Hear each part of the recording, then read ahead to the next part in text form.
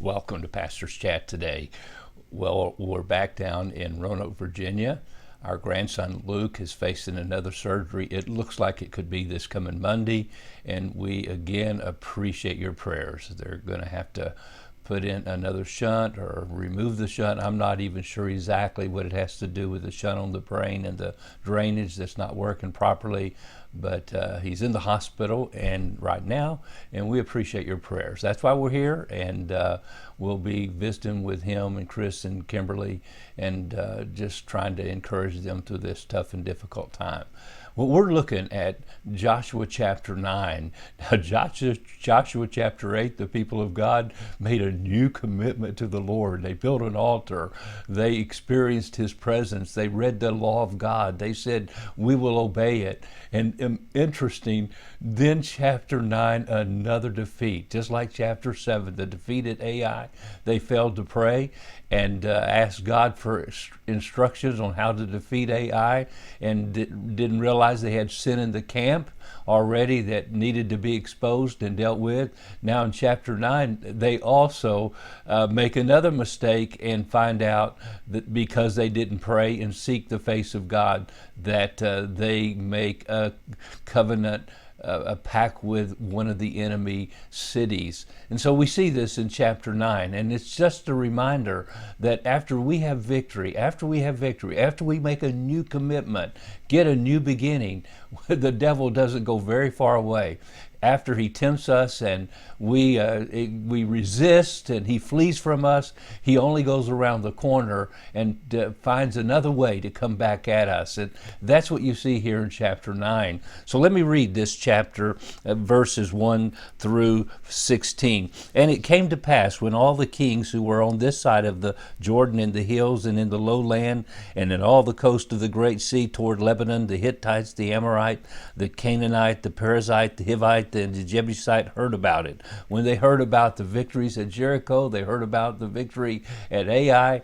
Notice what they do. They gathered together to fight with Joshua and Israel with one accord.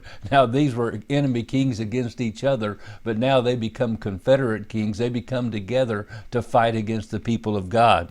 Now, but when the inhabitants of Gibeon heard what Joshua had done to Jericho and Ai, they worked craftily and went and pretended to be ambassadors. And they took old sacks on their donkeys, old wineskins torn and mended, old and patched sandals on their feet, and old garments on themselves, and all the bread of their provision was dry and moldy. And they went to Joshua to the camp at Gilgal, and said to him and the men of Israel, we've come from a far country, now therefore make a covenant with us. Then the men of Israel said to the Hivites, perhaps you dwell among us, so how can we make a covenant with you? But they said to Joshua, we are your servants. And Joshua said to them, who are you, and where do you come from? And so they said to them, from a very far country your servants have come, because of the name of the Lord your God, for we have heard of his fame and all that he did in Egypt. Boy, what a bunch of liars and deceivers. You know, the devil, if he cannot beat us by just attacking us up front, what he will do, he'll come in not as a roaring lion, he'll come as a deceiving servant and slither in with his lies. And oh, my friend, how terrible that is, because it's so often that we believe his lies instead of seeking the face of God, putting on the whole armor of God, and we get deceived. And that's what they do here. And so they actually even say, in the name of the Lord our God. Doesn't that remind you of the book of Corinthians, where Satan, it says that he is transformed into an angel of light? He says, I'm from God. And then he misleads you as he quotes the scripture to you to get you to do something you should have never done.